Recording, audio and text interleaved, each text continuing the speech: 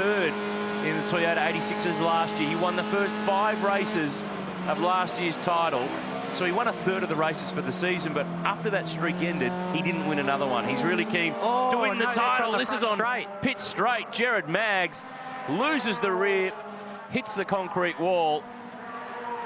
Now the question is how hard. I reckon he's hit it hard enough that he's done for the session. You can see the witness marks there on the Melbourne sign, but he hasn't quite got to the Gardner Straight sign there. Of course, the main straight here is named after Wayne Gardner, the 2-time Motorcycle Grand Prix winner here. Another one off the road. They're all going everywhere now. Zach Lascalpo, red flag out. Session is going to come to a stop with, what were we at? 8 minutes 20 to go, and that time will keep ticking. This will give us a replay. Well, he lost coming onto the straight. Then he's overcorrected in a short wheelbase car. It's very easy to do. There's a 720, but see, his wheels are still pointing towards the wall. So I think it was actually a really good save at this point, but then he lost concept of where his wheels were pointed, which were still back to the inside. The car's then over-rotated again. He did everything right to keep that off the fence, other than the last bit.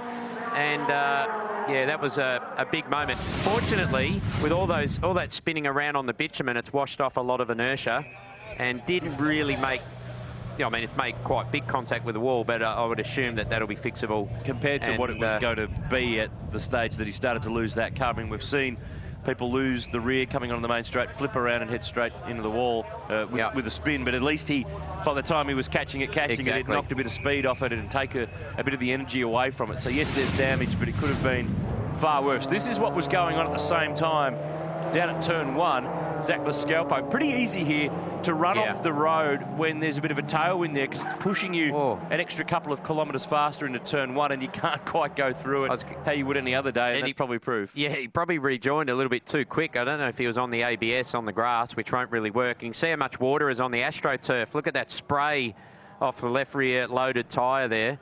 So a lot of water being held in the AstroTurf, and not a lot of grip out there, even when it's dry, for that matter. And James Wilkins is proving the point there in car number 15. He's back for his second year in this category. This is a replay of why the session's been stopped.